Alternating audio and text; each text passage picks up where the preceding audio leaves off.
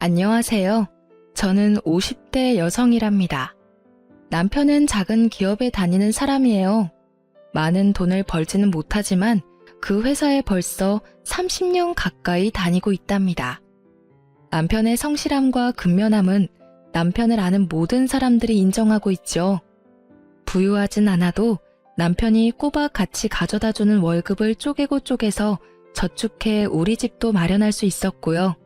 그리고 우리 부부에게는 그 무엇과도 바꿀 수 없는 보물이 하나 있어요. 다름 아닌 우리 외아들이랍니다. 공부를 잘해서 초등학교 때부터 1등을 놓친 일이 없었어요. 명문대학교를 졸업하고 우리나라 최고의 기업에 당당히 입사했죠. 참, 시집에 대한 이야기를 먼저 하고 넘어간다는 것이 아들 자랑에 앞서 이렇게 되었네요.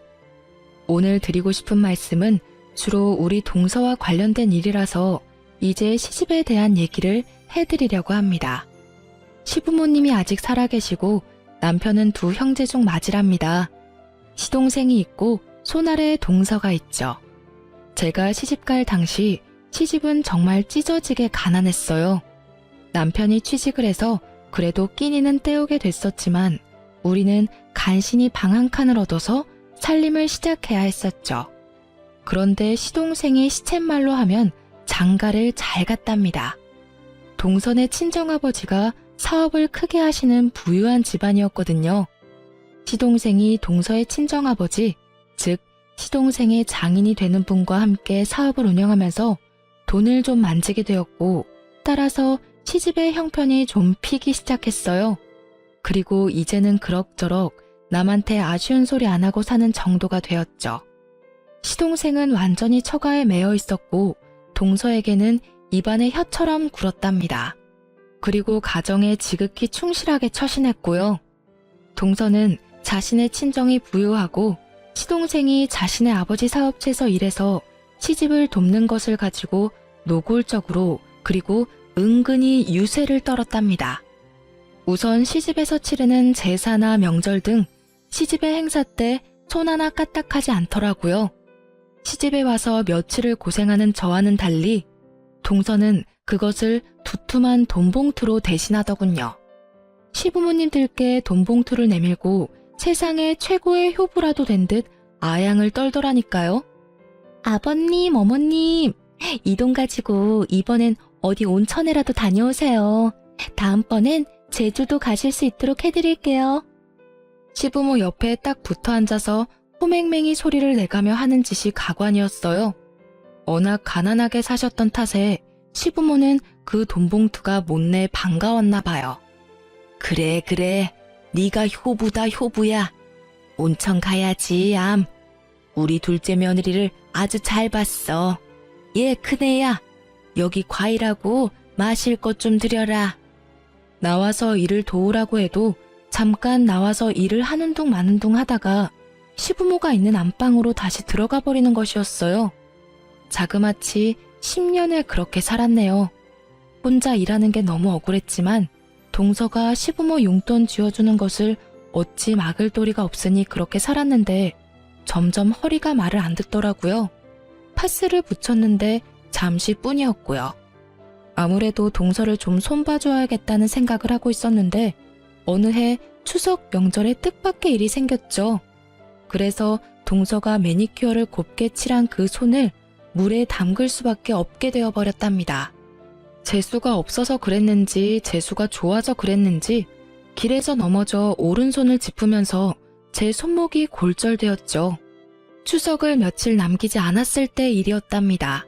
손을 쓸 수가 없으니 일을 할 수가 있나요? 결국은 그 얌체 동서가 독박을 쓰고 일을 혼자 다 하게 되었죠. 시부모는 오히려 저에게 핀잔을 주더군요. 조심성이 없어가지고서는 원. 평상시에 성질이 급하더니 내 그럴 줄 알았다. 명절날 아주 편하게 쉬게 되었구나. 아이고 맏며느리라는 애가 그러고 있으니 차례상이나 제대로 차려질지 걱정이로구나. 시어머니 말씀대로 차례상은 엉망이었어요. 동서는 일이라고는 도무지 해본 것 같지가 않더라고요. 도대체 얼마나 대단하게 일을 하는지 부엌에서 계속해서 비명소리가 들렸어요. 아야, 등등 무슨 어드벤처 영화 같았죠. 그렇게 그 명절이 동서에게는 진탕 고생을 하는 명절이 되었어요. 동서는 손목에 깁스를 하고 앉아 입으로만 일을 감독하는 저를 아래 위로 째려보더라고요. 저는 속으로 아주 많이 고소해하고 있었어요. 동서는 혼자 그 일을 다 하면서 짜증이 날 때마다 시동생에게 화풀이하는 것 같더군요. 시동생이 어쩔 줄을 모르더라고요. 시동생의 입장은 비록 이랬지만 시부모는 아들에게서 오는 넉넉한 생활비에 대단히 만족하는 것 같았어요. 그리고 명절 때마다 그리고 때때로 올 때마다 동서가 가져다주는 돈봉투에도 감동하는 것 같았죠. 시부모는 둘째네와 비교해서 저와 남편을 무시하기도 했답니다. 남편도 적지만 최선을 다해서 시집의 생활비를 보내고 있었어요. 시부모가 볼 때는 적은 돈이었을지 모르지만 우리에게는 큰 돈이었답니다. 처음에는 그것도 고마워했었죠. 하지만 시동생이 보내는 생활비를 받아보더니 이제는 우리가 보내는 것은 우스운 것 같더라고요. 저는 이런 시부모의 태도가 더 우스웠죠. 도대체 자식을 돈 많이 가져다주는 순서로 평가하는 부모라뇨. 그냥 워낙 가난하게 살다가 돈이 생기니 그러나 보다 하고 생각하기로 했죠. 어쨌든 날짜가 흐르고 다음 명절을 맞이하게 되었어요. 그런데 이게 무슨 조화일까요? 이번에는 제가 집안 화장실에서 넘어져 세면대에 쇄골을 부딪혔어요. 쇄골 골절이 되면서 손을 전혀 움직일 수 없게 되었답니다. 또 그 많은 명절일을 동서 혼자 치르게 되었죠. 그런데 동서는 정말 이래저래 얌체였어요. 혼자 일을 하게 되니까 시부모한테 돈봉투를 주지 않는 것이었죠. 시부모의 곱지 않은 시선이 자연히 저한테 쏠렸답니다. 아마 동서가 내심 생각한 것이 이것이었을 거예요. 그 명절도 그래서 편안하게 지내고 집으로 돌아와서 저는 배를 잡고 웃었답니다. 사실 두 번 다 제가 동서에게 시집살이의 맛을 좀 보여주자고 꾸민 일이었어요. 살짝 다치긴 했지만 약만 처방받았고 깁스는 일부러 구해서 쓴 거였고요. 두 번 다 가짜 깁스를 하고 일부러 꼼짝하지 않았거든요. 생각하면 생각할수록 고소해서 계속 웃음이 나더라니까요. 두어 번을 더 위경련이 생겼다는 둥 해서 그런 식으로 명절을 나고 나니까 동서도 머리를 쓰기 시작하더라고요. 계속 두툼한 돈봉투가 오지 않으니까 시부모가 동서에게도 어느새 슬슬 눈치를 주기 시작했고 동서가 시부모에게 다시 돈을 드리더군요. 그러고는 돈으로 사람을 사서 일을 시키는 것이었죠. 시부모는 돈이 생기는 것에만 관심이 있을 뿐 집안의 행사가 어떻게 치러지는지 신경을 쓰지 않더라고요. 음식을 사다가 놓는다고 해도 별 잔소리를 하지 않을 것 같더라니까요. 저는 그런 시부모가 참 안타까웠어요. 어머님, 아버님, 세상에는 돈보다 중요한 것이 얼마든지 많아요. 제삿날하고 명절날은 어머니, 아버님이 동서한테 용돈을 버시는 날이 아니잖아요. 후손이 조상님을 정성을 다해 섬기고 있다는 마음을 보여드리는 날이잖아요. 그런 일을 어떻게 돈으로 할 수 있겠어요? 정성 가득한 마음을 갖고 일하는 것이 중요한 거 아니겠어요? 만일 어머님, 아버님이 돌아가신 다음에 제사 지낼 때 우리 두 며느리가 다 손을 떼고 돈으로 사람을 사고 돈으로 음식을 사서 제사를 지낸다고 한번 생각해보세요.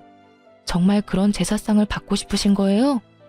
시아버지와 시어머니가 아무 대답을 못하더군요. 하지만 동서가 내미는 적지 않은 용돈의 재미를 잊을 수는 없었던가 봐요. 이제는 시부모까지 저와 남편을 노골적으로 무시하기도 했죠. 이건 마지가 해야 할 일을 둘째네가 다 하고 있으니 말이다. 마지하고 둘째가 바뀌었어. 마지가 이만큼 우리한테 해줬어 봐라. 지금 나이가 몇인데 아직도 한 살림 꾸려가는 게 그렇게 빠듯해서야 원. 그런데 저는 남편한테 불만이 없었답니다.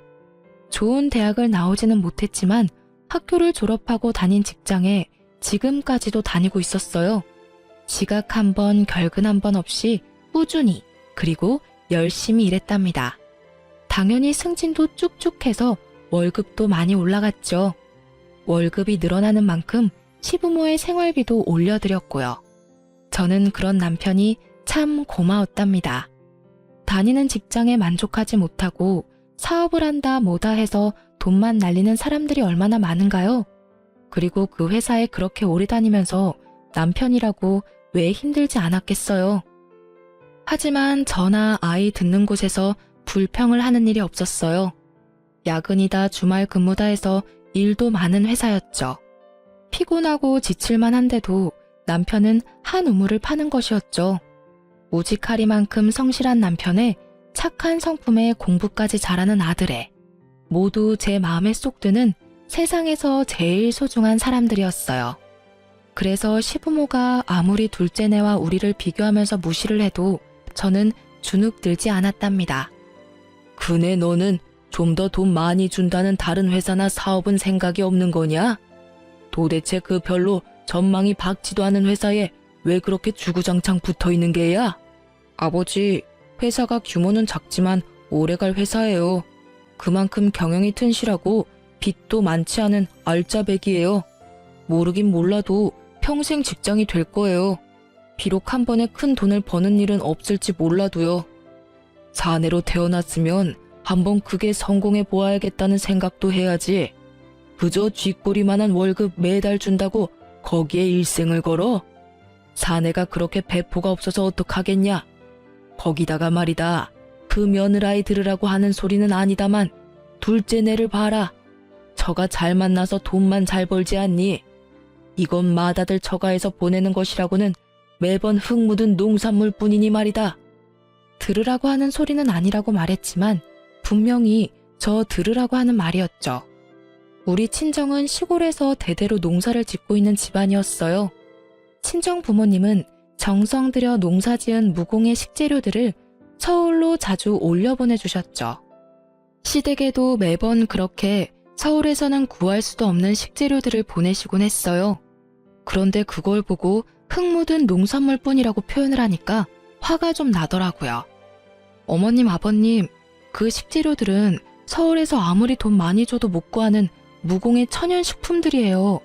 저희 친정 부모님이 특별히 최고로 좋은 것들만 골라서 보내신 거라고요. 1년을 꼬박 지으신 농사예요. 거기 들어간 정성이 얼마인데요? 그걸 어떻게 돈으로 따질 수가 있나요? 누가 뭐라고 그랬니? 그저 사위한테 한몫 크게 도와주시는 처가도 많다. 그런 얘기였지. 그 며느라인 네가 왜 그렇게 발칵하는지 모르겠구나. 그리고 남편에 대해서도 제 생각을 당당하게 말했어요. 자꾸 전망도 없는 작은 회사라고 뭐라고 하시는데요. 명훈 아빠, 돈 문제 가지고 제 속 썩인 일 단 한 번도 없어요. 술, 담배도 안 하고요. 일원 한 푼 빼지 않고 월급 봉투 다 가져다 줘요. 그래서 생각보다 훨씬 빨리 집도 샀고요. 그리고 어머님, 아버님, 맏손자 영훈이 보세요. 얼마나 속이 깊고 공부까지 잘하는 아이인데요. 그런 아들, 손자가 기특하지 않으세요? 할 말이 없으면 혀를 끌끌 차는 것이 우리 시부모의 습관이었어요. 이런 저의 말에 또 혀를 끌끌 차더라고요. 남편이 저를 슬쩍 꼬집으며 더 이상 말하지 말라는 뜻을 전하기에 말을 끊었죠. 동서는 세월이 지나도 얌체짓을 계속하고 있었어요. 시부모가 사실 동서의 그런 행동을 부추겼다고도 볼 수 있을 거예요. 어머님, 아버님, 이게 9번이나 쪄서 숙성시킨 인삼인데요. 거기다가 꿀에 재워서 먹기도 아주 좋아요. 한번 드셔보세요. 어때요? 드시기에도 편하시죠? 아버님 요즘 기력이 좀 떨어지셨다면서요. 옆에 두고 하루에 3-4번씩 드세요. 떨어지면 제가 또 사다 드릴게요. 아유, 그놈의 코맹맹이 소리. 정말 듣기 싫어 죽겠더라고요. 그런데 이걸 어쩌나 바로 그 타임에 들고 들어간 밥상을 그만 제가 엎고 말았어요. 상 위에 있던 음식들이 동서한테 다 쏟아졌죠. 형님, 도대체 이 옷이 얼마짜리인지 아세요? 형님이 물어주실 거예요. 이 물건 한국에 단 5벌밖에 안 들어온 옷이라고요. 다시 구할 수도 없는 옷이에요. 명절 지내러 시집에 오는 며느리가 그런 옷을 입고 오면 쓰나. 몸빼 바지까지는 아니어도 일하기 편한 복장이면 되는 것이지. 명절 한번 지내고 나면 티셔츠에 기름 냄새가 배서 빨아도 안 없어지더라고. 그래서 영훈 아빠 입던 옛날 티셔츠 입고 와서 빨지 않고 버리기도 하거든. 동서, 그러니까 명절날에는 시집에 오는 며느리답게 입고 와. 패션쇼 하러 오는 거 아니잖아. 동서가 소리소리 지르며 옷에 묻은 얼룩들을 닦아내기 바빴어요. 그게 그런다고 닦아지나요? 나중에 드라이 클리닝 갖다 주라고 하고 제가 티셔츠와 바지 여분으로 가져온 것이 있으니 주겠다고 했죠. 저의 이 말에 동서가 더 열받아 하더라고요. 동서가 약이 올라 방방 뜨는 모습을 보니 어찌나 통쾌하던죠. 사실 제가 짐짓 동서 쪽으로 상을 기울여 엎었었거든요. 약이 단단히 오른 동서가 저를 칠 듯이 대들었고 시부모도 동서의 편을 들었죠. 너는 아무튼 조심성 없기로는 세계의 최고로구나. 길거리에서 넘어지고 집안에서 넘어지고 이제는 상까지 없고 집안의 가스불은 제대로 잠그고 다니니? 집에 불 내지 않을까 걱정이로구나. 아무튼 이 동서와 저는 세월이 지나도 친해질 기미가 없었답니다. 저는 제가 할 수 있는 최대한의 방법을 동원해서 동서의 얌체짓에 복수를 해주고 있었죠. 동서는 동서대로 여전히 돈을 앞세워 시부모의 환심을 사면서 시부모가 우리 집과 동서네를 비교하게 만들고 있었어요. 그리고 동서도 노골적으로 내지는 은근히 우리를 무시했죠. 그런데 그렇게 돈을 무기로 우리를 무시하면서도 동서가 한 가지 우리 집에 열등감을 가지는 일이 있었어요. 그것은 바로 아이들에 대한 문제였답니다. 동서는 아들 하나, 딸 하나를 두고 있었어요. 아들은 변호사를 만들고 딸은 피아노를 시키겠다나요? 그런데 변호사를 만들겠다는 아들아이가 공부에는 영 뜻이 없었어요. 이 아이한테 제 남편이 정말 좋아하는 일이 뭔지를 물었었나 봐요. 군아버지, 저는요, 축구선수가 되고 싶어요. 제가 학교에서 축구를 얼마나 잘하는데요. 손흥민 선수처럼 프리미어리그 축구선수가 되는 게 꿈이에요. 그런데 엄마한테 이런 말을 하면 큰일 나요. 그리고 피아노를 시키겠다는 딸아이의 취미도 다른 데 있었습니다. 왜 머리도 길고 옷도 정교한 인형들 있잖아요. 그것을 가지고 머리를 다듬고 옷을 갈아입히고 해서 보여주는 것을 보면 어찌나 예쁘게 만들어 놓는지 감탄을 뱉을 수밖에 없더라고요. 손재주가 어찌나 좋은지 한 번은 명절날 제 머리 고무줄이 끊어져서 어찌할 바를 모르자 어디선가 나무젓가락을 하나 구해오더니 그것을 비녀처럼 사용해서 예쁜 올림머리를 만들어주는 것이었어요. 코디네이터나 스타일링 하는 일이 적성에 맞는 아이였죠. 큰 조카인 아들아이는 공부의 두각을 나타내지 못했고 딸아이에게도 아무리 좋은 선생을 붙여보아도 큰 진전을 보이지 못했답니다. 저희 남편이 그게 참 안타까워 보였는지 서방님에게 한번 말을 꺼냈더라고요. 아이들이 진정 원하는 게 뭔지를 말이에요. 세훈이한테 어쩌다 물어봤는데 축구가 좋다고 하더라. 자신이 좋아하는 일을 해야 신도나고 잘할 수 있는 거지. 요즘 축구 선수 얼마나 좋으냐. 옛날에야 운동하는 사람들이 대접받지 못했지만 지금은 그런 시대가 아니지 않니? 하고 싶다는 일을 하도록 도와주는 것이 부모가 할 일이야. 형, 세훈이가 나한테도 그런 말을 했었어요. 그런데 우리 집에서 제 말은 먹히지도 않는다는 거 형도 잘 알잖아요. 애들 교육에 대해서는 더군다나 애들 엄마가 완전히 꽉 쥐고 있다니까요. 변호사, 피아니스트 이렇게 어렸을 때부터 세뇌를 시키고 있는걸요. 아이들의 형편이 이러니 동서가 당연히 공부 잘하는 우리 아들에 대해서 신경을 곤두세웠죠.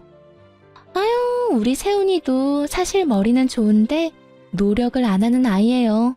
선생님이 그러더라고요. 머리는 최고로 좋은 아이라고요. 조금만 노력하게 도와주면 최고 성적을 낼 수 있다고 하더라고요. 영훈이 정도 성적은 금방 따라잡을 수 있다고 그러던데요. 누가 물어봤나요? 물어보지도 않았는데 굳이 말을 붙이면서 조카 아이에 대해서 이렇게 얘기하는 것이었죠. 사실 우리나라 엄마들의 공통적인 믿음, 아니 착각 아시죠? 우리 아이는 머리는 좋은데 노력을 안 한다. 바로 그것이죠. 우리 형편의 아이에게 과외 선생을 붙이거나 비싼 학원에 보낼 수는 없었죠. 하지만 아이는 그런 것 없이도 자신의 노력으로 공부를 잘했답니다. 아이가 초등학교 다닐 때만 해도 단칸방에 살던 때였어요. 단칸방에 상 하나를 펴놓고 공부를 하면서도 1등을 놓치지 않았죠. 대학교도 평소에 원하던 좋은 대학교에 한 번에 합격했답니다. 아빠, 조금만 더 일하세요. 제가 졸업하고 나면 아빠 집에서 쉬실 수 있게 돈 많이 벌어올게요. 엄마도 매일 장부 펴놓고 계산 안 하시게 해드릴게요. 저 자신 있어요.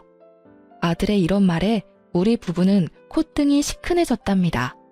동서는 아들을 변호사로 만들기 위해서 별 노력을 다하는 것 같았어요. 요즘 변호사가 되기 위해서는 옛날처럼 몇 년을 방에 틀어박혀서 고시 공부만 하면 되는 것이 아니잖아요. 일단 학교 레벨도 어느 정도 있어야 된다고 들었어요. 그리고 학점도 좋아야 하고 영어 성적도 뛰어나야 한다죠. 그리고 법학 적성 시험이라나 뭐라나 아무튼 생각할 수 있는 머리가 뛰어나야 잘 볼 수 있다는 시험까지 통과해서 로스쿨에 가야 한다죠. 그렇지만 축구 선수가 되고 싶다는 아이가 무슨 이런 공부에 재미를 붙이겠어요? 정말 하고 싶어 하는 것을 못하고 엉뚱한 곳에 매달려야 하는 조카 아이를 볼 때마다 마음이 좀 아팠어요. 결국 큰 조카는 지방에 있는 대학에 간신히 입학했고 작은 조카인 딸애는 대학엔 가기 싫으니 코디네이터를 양성하는 학원에 보내달라고 했대요. 동서가 펄펄 뛰며 반대한 것은 보지 않아도 비디오였어요. 동서는 어쨌든 이래저래 저와는 절대로 화합할 수 없는 사람이었답니다. 그렇게 우리 두 동서가 개와 고양이처럼 지내는 가운데 세월이 무심하게 흘렀죠. 아이들도 이제 장성했고요. 우리 영훈이는 대학을 우수한 성적으로 졸업하고 우리나라에서 최고라고 하는 기업에 당당히 입사했어요. 연봉 수준도 한국에서 3위 안에 드는 기업이라고 하더군요. 입사한 지 1년 만에 아들이 첫 자동차를 샀어요. 기념으로 제 아버지 회사에 가서 모시고 퇴근하겠다고 하더군요. 저까지 동승했죠. 사실 남편은 평생을 대중교통을 이용해서 출퇴근을 했답니다.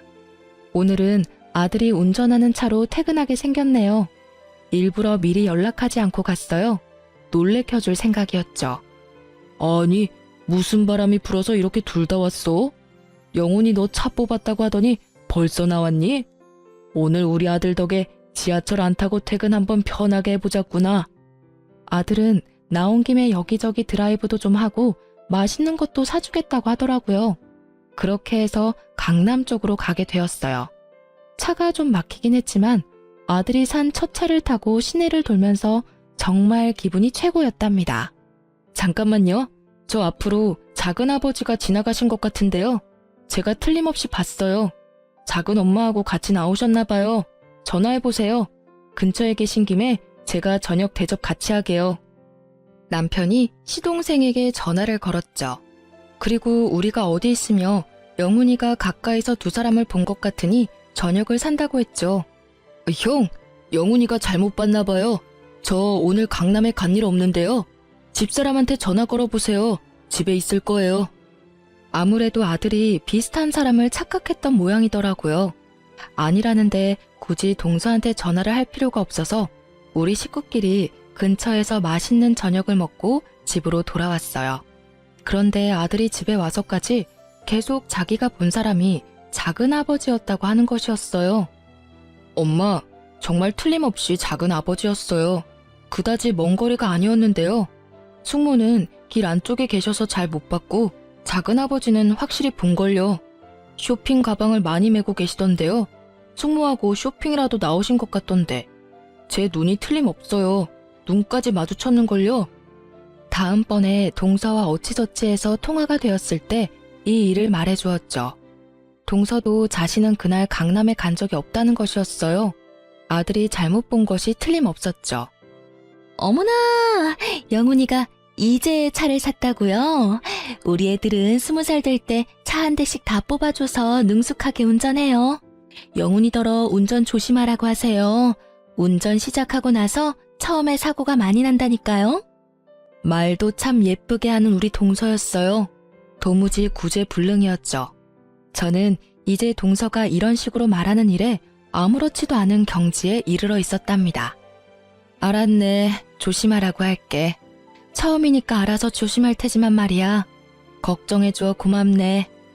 아들이 받는 연봉은 우리의 상상을 훨씬 뛰어넘는 것이었죠. 하지만 연봉을 많이 주는 것이 결코 공짜는 아니더군요. 야근도 많았고 출장도 잦았어요. 일에 파묻혀 사는 아들이 걱정되었고 무엇보다도 이제 결혼할 나이였죠. 저렇게 일만 하다가 언제 결혼할 사람을 만나나 싶은 생각이 들더라고요. 아들의 나이가 홍기가 들어서면서 슬슬 걱정이 되고 있었답니다. 하지만 곧 무슨 소식이 있겠거니 하고 기다리고 있었죠. 그러던 중 드디어 아들이 정말 기쁜 소식을 들고 왔어요. 결혼하고 싶은 아가씨가 생겼다는 것이었죠. 우리 두 내외는 정말 뛸 듯이 기뻤답니다. 아들처럼 인류 기업은 아니지만 괜찮은 회사에 다니는 아가씨라더군요. 그런데 아들이 설명하는 그 아가씨의 집안 상황이 좀 마음에 걸릴 만한 것이었어요. 아버지와 어머니가 일찍이 헤어지셨다나 봐요. 그래서 어머니 혼자서 딸만 바라보고 사셨대요. 차별한 것도 아니고 이혼을 한 것이라니 마음에 걸렸답니다. 그리고 덧붙이는 말인즉 그 아가씨의 어머니가 곧 재혼을 할 것이라고 했어요. 오래 전부터 만나온 사람이었지만 딸이 어릴 때 재혼을 하게 되면 상처가 될 것 같아 차라리 성장해서 엄마의 입장을 이해하게 될 때 결혼을 하겠다고 했다죠. 이 아가씨가 그 사람을 실질적으로 아버지라고 생각한다고 말도 들을 수 있었답니다. 얼마 후에 아들이 그 아가씨를 집에 데리고 왔어요. 참 예쁜 아이더라고요. 같이 식사를 하면서 조심해가며 집안 상황에 대해서 물었어요. 어머니와 아버지가 일찍 헤어지셨지만 새아버지 되실 분은 어머니가 워낙 오래전부터 만나오셨기 때문에 아버지에 대한 미련은 없다고 하더군요. 그러면서 새아버지 되실 분이 하는 사업이 잘 되어 부유하신 분이라고 덧붙였어요. 그리고 그 사업은 결국 제 아들이 물려받을 것이라고 했죠. 그런데 이 말은 덧붙이지 않는 것이 좋았겠다 싶었답니다. 마치 젊은 시절의 동서를 보는 것 같았고 그 집에 매여 사는 시동생 생각이 날 수밖에 없었거든요. 거기다 동서 때문에 돈 자랑하는 사람들에 대해서 아주 학질을 뗀 저였어요. 그런데 며느리감이 묻지도 않은 새아버지의 경제 상황에 대해서 이야기를 꺼내니 저도 모르게 표정이 굳어지더군요. 그런 저를 눈치챘는지 남편이 유쾌하게 분위기를 바꿔보려고 했어요. 아, 그래? 잘 됐구먼. 어머니께도 그동안 많이 힘이 되고 위로가 되셨을 테니까. 그러면 이번 결혼에도 그분이 혼주석에 앉으실 건가? 며느리감이 그럴 것이라고 하더군요. 그렇다면 그 전에 어머니가 먼저 결혼을 하실 것인지 제가 물어보았죠. 그랬더니 새아버지 되실 분이 사업상 정리를 하셔야 할 일이 많아서 그 정리가 끝나야 어머니와 재혼이 가능하다는 것이었어요. 사실 이것도 제 마음에 그다지 흡족한 대답이 아니었죠. 결혼 전이라면 그냥 남자친구인데 혼주석에 앉다뇨. 썩 내키는 혼처는 아니었지만 아들이 좋다고 하니 그쪽 집안 사정이 그렇다 해도 무조건 말릴 수 있는 일은 아니었어요. 집안 형편이 평범하지 않은 것이 계속 마음에 걸렸죠. 시부모에게 전화를 했죠. 시부모도 당연히 맏손주의 결혼에 관심이 컸기에 며느리감을 만나본 일을 전해야 했어요. 그리고 제 걱정거리에 대해서도 말했죠. 저처럼 며느리감의 성장 과정과 집안 환경에 대한 걱정이 크더군요. 그런데 이 이야기가 동서의 귀에 안 들어갔을 리가 없었죠. 어머나, 형님, 영훈이가 그 집 사업을 물려받는다면서요? 아주버님은 처가에서 받은 게 없으신데 영훈이는 그래도 아이가 똑똑하니 경제력 있는 장인을 만난 모양이네요. 아, 참, 장인이 아니라 장모의 남자친구라고 했던가요? 아유, 좋은 집안하고 혼사가 되었어야 했는데 사실 신랑 하나 똑똑하다고 좋은 집안하고 사돈 맺기가 쉽지는 않아요. 신랑의 집안이 좋아야지 좋은 집안하고 사돈이 되죠. 이 말에 제가 발끈해버리고 말았죠. 나는 우리 집안이 안 좋은 집안이라고 생각해 본 적 없어. 우리 영훈이는 누구보다도 훌륭한 아버지 밑에서 자라서 가정에서 아버지의 역할이 어떤 것인지를 잘 아는 애야. 그리고 영훈 아버지는 남의 신세 지지 않고 일확천금 바라는 일 없이 세상에서 제일 성실하게 살았다고 자부할 수 있어. 우리 친정에서는 영훈 아버지를 최고의 사위라고 생각하고 있고 말이야. 나는 사실 서방님이 처가에 매여서 자신의 의견 한번 제대로 말 못하고 그렇게 사시는 것이 더 안 돼 보였네. 동서가 이 말에 또 따박같이 말대꾸를 하더라고요. 그러면 우리 집에서 세훈 아빠를 종 대하듯이 했단 말인가요? 지금 하신 말씀은 그렇게 들리네요. 시집 와서 지금까지 형님을 볼 때마다 드는 생각이 말이에요. 말씀을 참 함부로 하세요. 제 속이 얼마나 긁혔는지 아세요? 뭐라고? 말을 함부로 해? 그게 아랫사람이 손윗사람한테 쓸 표현인가? 자네야말로 시집와서 돈봉투 뿌린 것 말고는 한 일이 뭔가?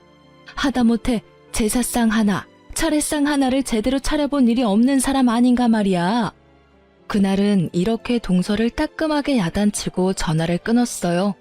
그런데 동서가 아주 나를 받은 사람 마냥 신이 났더라고요. 영훈이가 그렇게 똑똑하고 잘났다고 하더니만 결국은 그런 혼처를 만나게 되었다며 노골적으로 비아냥거리는 것이었죠.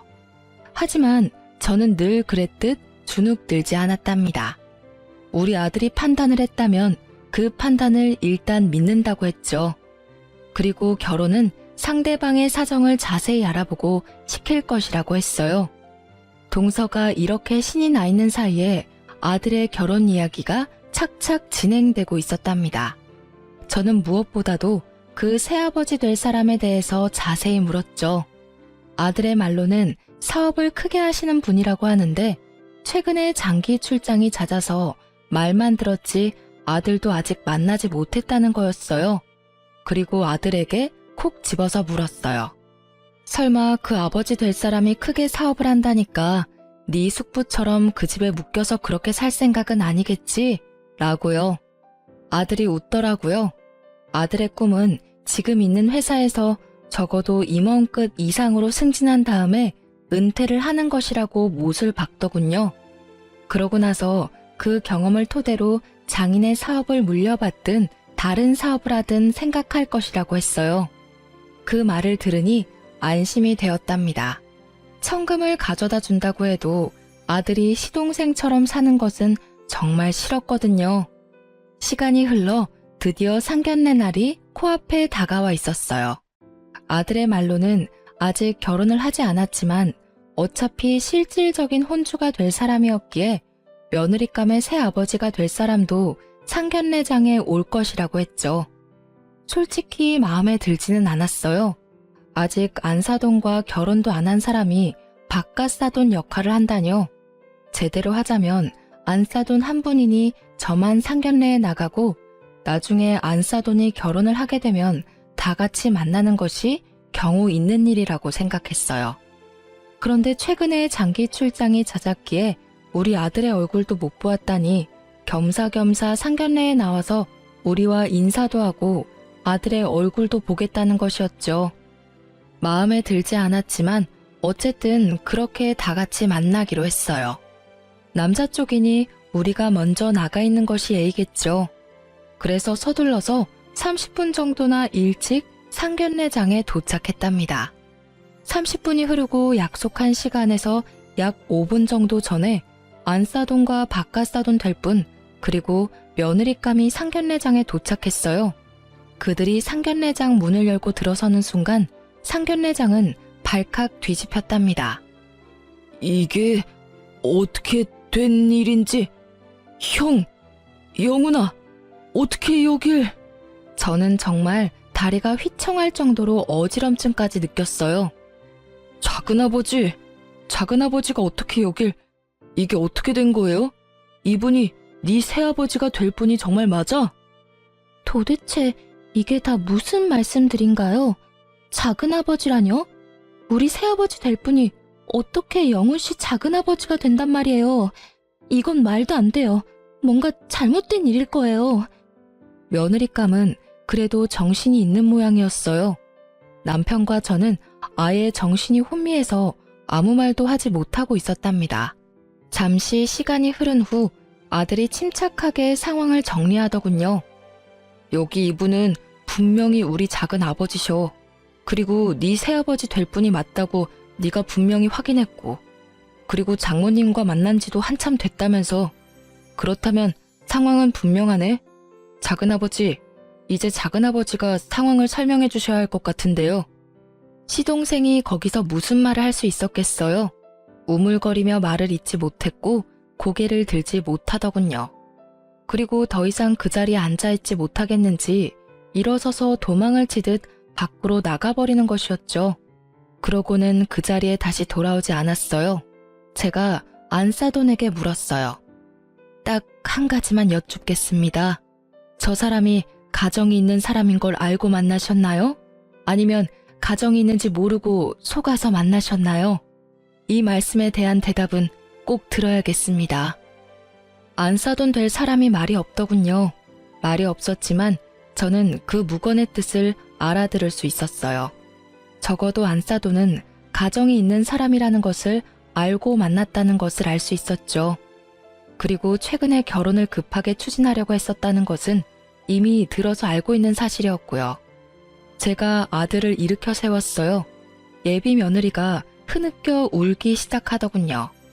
그렇게 상견례는 엉망이 되었고 아들과 우리는 집으로 돌아와서도 한동안 서로 대화 없이 천장만 보고 앉아 있었죠.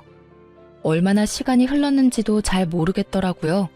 그런데 갑작스러운 전화벨 소리가 이 어색한 침묵을 깼죠. 형님, 그 대단한 사돈댁하고는 상견례 잘 끝내셨어요? 어머나, 그러면 이제 영훈이도 회사에 매여 있지 않아도 되겠네요. 장인 될 분이 크게 사업을 하는 사람이라면서요? 우리 세훈 아빠처럼 편하게 집안일만 운영하면 되는 거 아니겠어요? 동서, 내가 지금은 자네에게 할 말을 다 정리하지 못한 상태야. 내가 조금 있다가 아니면 며칠 있다가 다시 전화를 걸 테니 말이야. 전화는 꼭 할 거네. 해야 할 얘기가 있거든. 그때 궁금한 거 다 물어보고. 전화를 끊자 이어서 아들이 말하더군요. 자신의 결혼 문제와는 별도로 이 이야기는 작은 어머니한테 전해야 한다는 것이었죠. 저도 아들의 의견에 찬성했답니다. 결코 동서를 놀리거나 골탕 먹이려는 의도가 아니었어요. 이 문제는 동선의 집의 운명을 좌우하는 중대한 문제이기 때문에 아들의 의견에 찬성한 것이었죠. 그리고 얼마 전에 들은 말이 있었죠.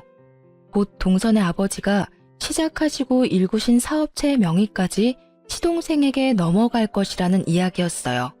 지금까지는 경영만 했거든요. 정말로 우리 시동생을 나쁘게 생각하지 않으려고 했었어요.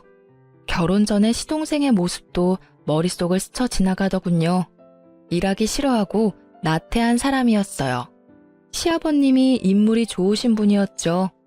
그 인물을 빼닮아 젊은 시절에 정말 여러 여자 울리던 사람이었답니다. 아들이 자신이 계획을 세워서 이 일을 정리하겠다고 말하고는 자기 방으로 물러가더군요.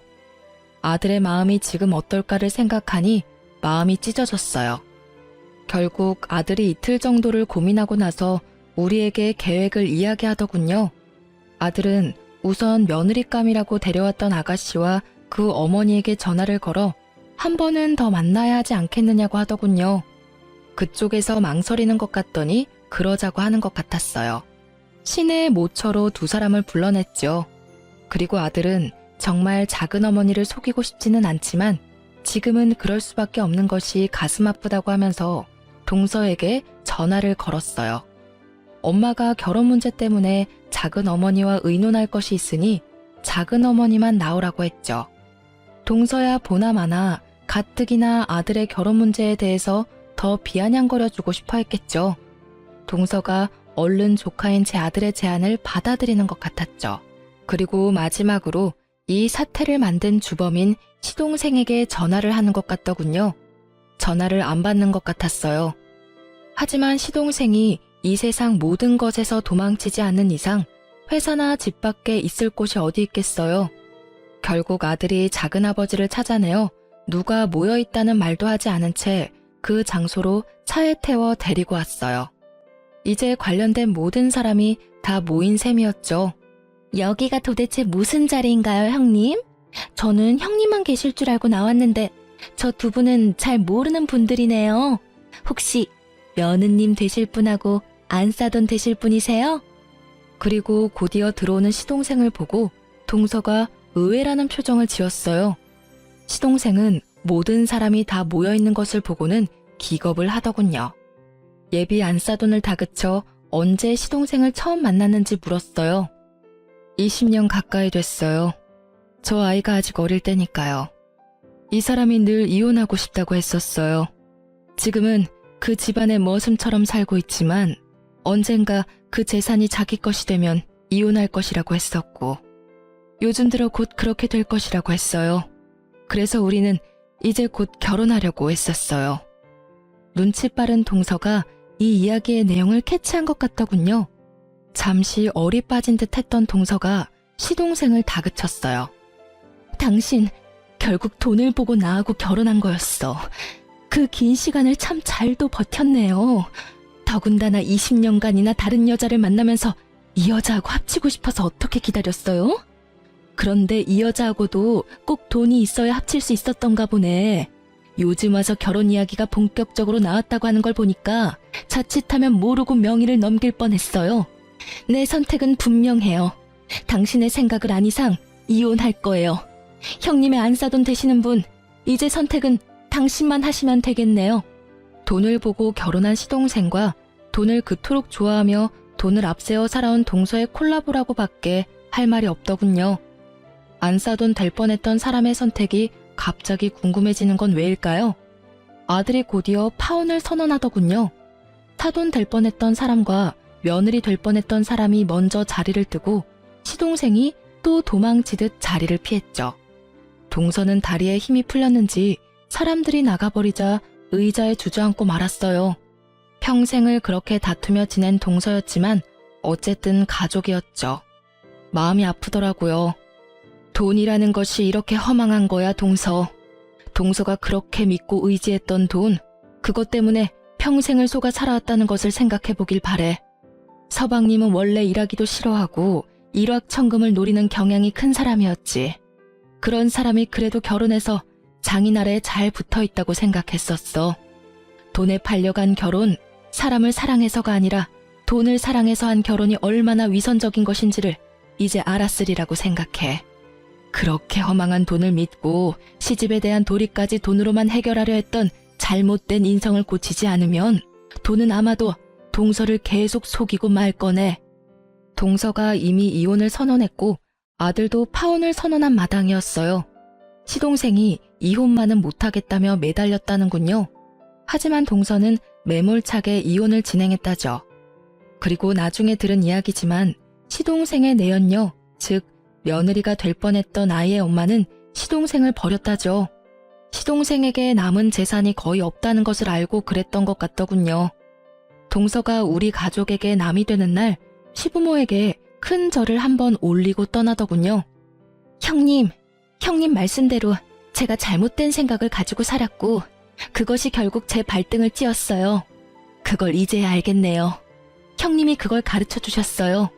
내내 행복하시길 바랄게요. 이 말을 끝으로 동서는 우리 가족에게서 멀어져 갔답니다. 평생을 개와 고양이처럼 다투며 살았지만 그렇게 떠나는 동서의 뒷모습을 보니 아주 살짝 눈물이 나더군요. 제일 큰 걱정은 아들이 받았을 상처였어요. 아들은 한동안 말없이 회사와 집을 왔다 갔다 하더군요. 시간이 좀 필요하겠죠. 하지만 저는 아들을 믿는답니다. 공부를 잘했지만 책상에만 붙어있는 샌님으로 키우지 않았어요. 우리 아들 강한 아이랍니다. 그리고 곧 진정한 아들의 인연이 어디선가 나타나겠죠. 그날이 빨리 다가오기를 우리 내외는 기다리고 있답니다. 지금까지 저와 동서의 얽힌 이야기를 중심으로 우리 가족에 대한 이야기를 말씀드렸어요. 읽어주셔서 감사합니다.